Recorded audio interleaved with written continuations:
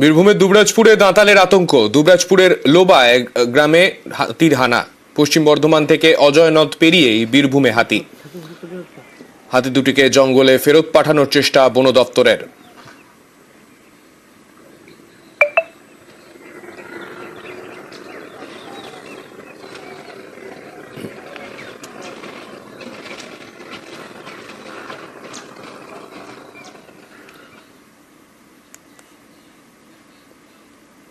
মালদার একটা খবরে নজর রাখবো। মালদায় তৃণমূল কর্মী দম্পতির আবাস বঞ্চনা। স্বামী স্ত্রী মিলিয়ে 4 বার শাসক দলের পঞ্চায়েত সদস্য তারা। 1998 থেকে 2 বার তৃণমূল পঞ্চায়েত সদস্য স্বামী, বর্তমানে দ্বিতীয়বার পঞ্চায়েত সদস্য স্ত্রীও। কিন্তু বারবার আবেদনেও আবাস জোটেনি তৃণমূল কর্মী দম্পতির। বারবার আবেদনেও আবাস তালিকায় নাম না ওঠায় চরম দুর্ভোগে তাদের দিন কাটছে। পুরাতন মালদার দম্পতি কাঁচা ঘরে থেকেই গরিব পড়শিদের জন্য আবাসের তদবির করেন তারা, অথচ তাদের নামই আবাস তালিকায় না ওঠায় দুর্ভোগে দিন কাটছে তাদের।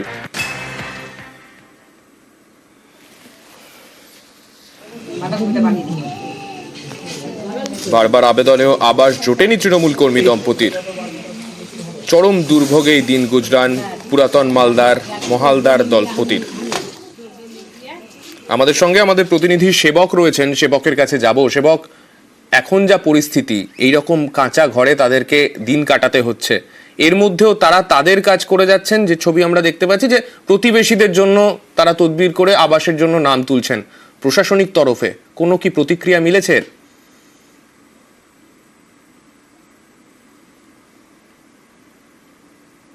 দেখো, প্রশাসনিকভাবে যেটা জানানো হয়েছে যে পুরো বিষয়টি খতিয়ে দেখা হবে, ঠিক আবেদন কোন স্তরে রয়েছে বা এদের জন্য কোন প্রক্রিয়ায় কিভাবে ঘরের বন্দোবস্ত করা যায়। তাছাড়া যে ধরনের ঘরে বসবাস করছেন তারা তারা ঘর পাওয়ার যোগ্য, এমনটাই প্রাথমিকভাবে প্রশাসনেরও ধারণা। আর এই জন্যই পুরো বিষয়টি খতিয়ে দেখে তাদের ক্ষেত্রে কি ব্যবস্থা নেওয়া যায় সেটা নেওয়া হবে, এমনটাই প্রশাসনিক সূত্রে খবর। কিন্তু এই দম্পতি তারা কিন্তু 4 বার ধরে তারা এইখানে পঞ্চায়েতের প্রতিনিধি হয়েছেন। 1998 সাল থেকে পরপর 2 বার, অর্থাৎ 10 বছরের তিনি কিন্তু সজল মহালদার স্বামী, তিনি এখানকার পঞ্চায়েত প্রতিনিধি।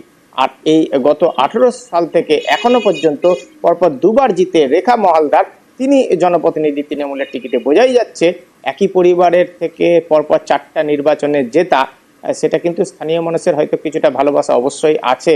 আর এখন পঞ্চায়েত স্তরে প্রতিনিধিদের বিরুদ্ধে বারবারই দুর্নীতির অভিযোগ উঠে। অনেকেই বলেন রাজনীতিতে বেশিরভাগই আসছেন করে কমে খাওয়ার জন্য। কিন্তু সেবক, একটা বিষয়, বাড়ির যা অবস্থা, মানে ছবি দেখে বোঝাই যাচ্ছে এনারা আবাসের জন্য একেবারে যোগ্য, কিন্তু সেই জায়গায় দাঁড়িয়ে আবাসের টাকা তাদের কাছে আসছে না কেন? মানে বাধাটা ঠিক কোথায় রয়েছে?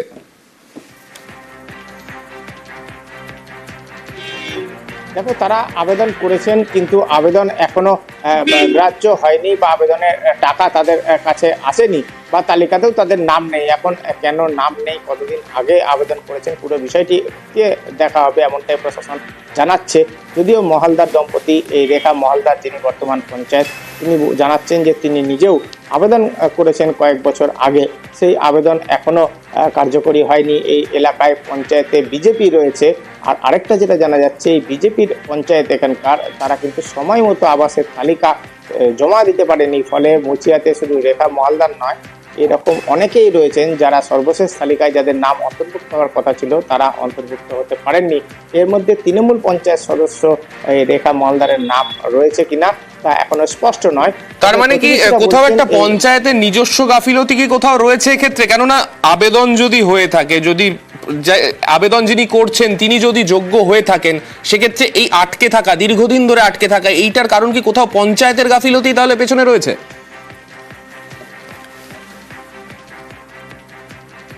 দেখো, পঞ্চায়েত স্তরে অবশ্যই গাফিলতির প্রসঙ্গ রয়েছে, কারণ পঞ্চায়েত থেকে সময় মতো নামের তালিকা পাঠানো হয়নি। মুচিয়া গ্রাম পঞ্চায়েতে অনেকেই সমস্যায় পড়েছেন।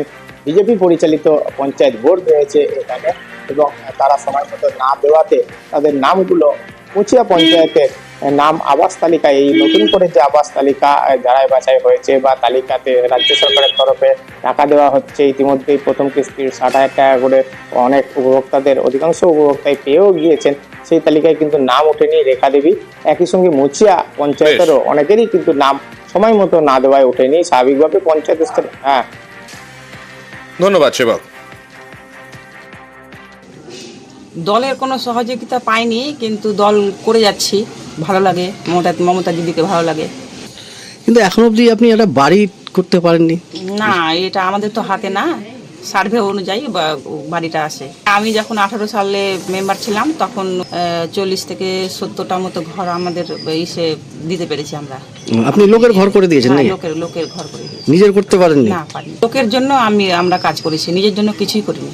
কাজের একটা বিশেষ জরুরি। আচ্ছা, ঘরও তো লাগবে। কাজ হয়ে গেলে পরে ঘর হয়ে যাবে। আমি 98 সাল থেকে 2008 সাল অব্দি মেম্বারশিপ ছিলাম বা অঞ্চলে ছিল আমাদের। আর বাড়ির অবস্থা কেন এরকম? আমার মানসিকতা মানুষের কাজ করা, নিজের জন্য ভাবিনি, আজও ভাবি না। ছেলেটার জন্য যদি পার্টির সাহারা নিতে হয় তখন হয়তো নিব, আমার তো জীবন শেষ পার্টি করতে করতে। একটা জায়গা আছে বাগানের মতো, ওইখানেই ফুল চাষ টাছ করি, বিক্রি করি, কোনো রকমের সংসারটা চলে। দলটাকে যে ভালোবেসে ফেলেছি, ফলে আক্ষেপটা আসলে কিছু বলার নাই। আমার লোভটাই হচ্ছে যে মানুষের কাজ করা। আমার বাড়ি ঘর বা নিজের অবস্থা এরকম। মমতা ব্যানার্জি 1 নম্বর সৈনিক।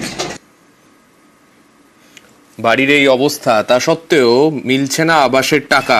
মনে করা হচ্ছে মূলত বিজেপি পরিচালিত পঞ্চায়েত হওয়ার কারণেই কি তাহলে এইভাবে নাম বারবার বাদ চলে যাচ্ছে? এই নিয়েও কিন্তু স্বাভাবিকভাবেই উঠছে জল্পনা। সরকারি বাড়ি পেয়েছেন? হ্যাঁ, পেয়েছি। কতদিন হলো পাওয়া?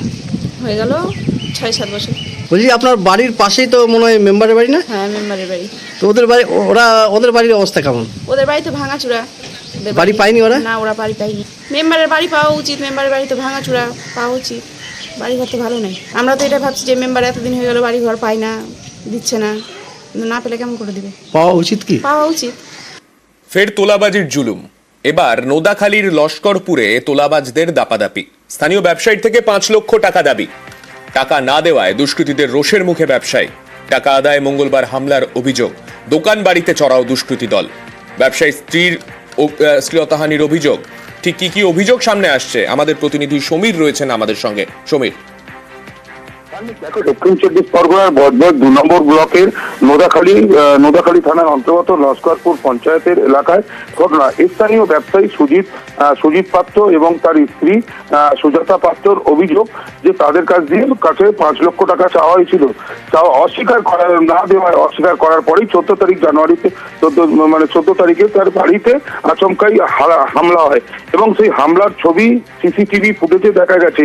লাঠি সোটা দিয়ে এবং আসবাবপত্র ভাঙচুর করছে বাইরে এবং কাঁচ ভাঙচুর করছে। তখনই তারা ওখান থেকে যখন ওই অভিযোগ যখন ওদের কাছে আসে, যখন ওরা থানায়, এরপর ওই সিসি ক্যামেরার ফুটেজ এবং দুষ্কৃতীদের ছবি নিয়ে থানায় অভিযোগ করে। যেহেতু করে জানা যায় স্থানীয় তৃণমূল কাউন্সিলরের মদতেই এবং ওরা সব তৃণমূল করেই বলেই এই অভিযোগ করছে সুজাতা।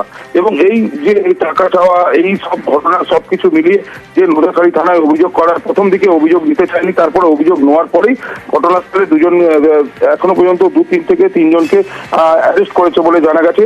এবং তৃণমূলের যে ওখানে যে সদস্য আছে ভূটান ব্যানার্জি সম্পূর্ণভাবে বিজেপির ওপরে চাপিয়ে দিয়েছে এবং বিজেপির লোক বলেছে যদি বিজেপির কোনো লোক হয় তাকে অ্যারেস্ট করা হোক, আটক করা হোক, তাদেরকে ধরা হোক। এখনো পর্যন্ত 3 জনকে অ্যারেস্ট করেছে বলে জানা গেছে। ধন্যবাদ।